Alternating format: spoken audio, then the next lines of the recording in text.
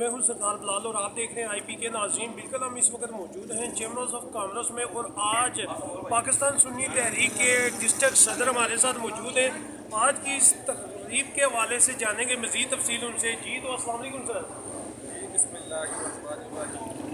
ये आज हम यकम फरवरी जैसा कि 5 फरवरी यौम कश्मीर मनाया जाता है, हम अपने कश्मीरी भाइयों के साथ और फ़लस्तीनी भाइयों के साथ इज़हार यकजहती के लिए चैम्बर ऑफ कॉमर्स में ये उलमा कराम और दीगर तंजीमी इदारे का इकट्ठा किया कि हम एक आवाज़ होकर कश्मीरी भाइयों के लिए कोई एक आवाज़ उठा सकें।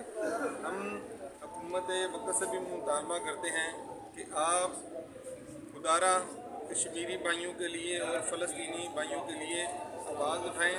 हमारी पाक फ़ौज अगर जहाद का ऐलान करे, हक में वक्त अगर जहाद का ऐलान करते हैं तो इंशाअल्लाह पाकिस्तान सुन्नी तहरीक का हर सिपाही सफ़े अव्वल में होगा। नाज़रीन और मुल्क भर में ऐसी एक्टिविटीज़ होनी चाहिए, इस हवाले से आपका क्या कहना है? जी होनी चाहिए, क्यों नहीं। कश्मीरी भाई जो हैं उनके लिए आवाज़ उठाना हमारे लिए, हम मुसलमान हैं, हमारा हक है, हम पर फ़र्ज है अपने मुसलमान भाइयों के लिए जो तकलीफ़ में हैं। जैसे कि कुफार जो है मुसलमानों पर ज़ालिम ढा रहे हैं। तकरीबन मेरा ख्याल कहता है कि फ़लस्तीन में 50,000 जो बंदा है वो शहीद हो गया है। उनमें से तकरीबन जो है 30,000 या 35,000 वो बच्चे हैं। ये गैर मुस्लिम जो है वो अपनी पूरी ताकत से मुसलमानों पे हमला आवर है, लेकिन मुसलमानों को चाहिए कि वो एक हो जाएं और अपने मुसलमान भाइयों के लिए एक आवाज़ होकर कोई ना कोई अच्छा लाए अमल अख्तियार करें, जहाद का ऐलान करें। मैं तो ये कहता हूँ कि मुसलमानों ने जब से जहाद छोड़ दिया वो तब से ही ज़लीलो ख्वार हुए। सेमिनार में तशरीफ़ लाने वाले मेरे मुअज़्ज़ज़ व मुहतशम उलमाए कराम, मशाइख़-ए-इज़्ज़ाम, वुकला, ताजरान और तंज़ीमात अहले सुन्नत के कायदीन और दीगर मुअज़्ज़ज़ शुरका तशरीफ़ लाए, मैं ज़मीन क़ल्ब से शुक्रिया अदा करता हूँ। इस मौके पर मैं ये वाज़ह करना चाहता हूँ कि आज पाकिस्तान एक एटमी कुव्वत का हामिल, आज़ाद और खुद मुख्तार मुल्क है, जिसकी खुद मुख्तारी और सलामती पर किसी भी किस्म का समझौता मुमकिन नहीं।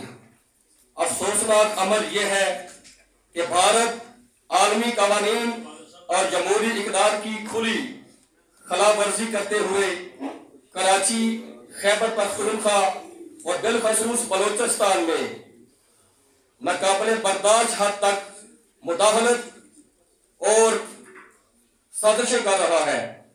ये न सिर्फ पाकिस्तान की सालमियत की खिलाफ रियासती दहशतगर्दी है, बल्कि आलमी रियासती कानून और जमहूरी असूलों की भी संगीन तौहीन है। हम अक़वाम मुत्तहिदा और आलमी बरादरी से परजोर आपको काम करके दिखाएंगे इंशाअल्लाह। मैं पाकिस्तान सुन्नी तहरीक के जुमला जिम्मेदारान को मुबारकबाद पेश करता हूँ।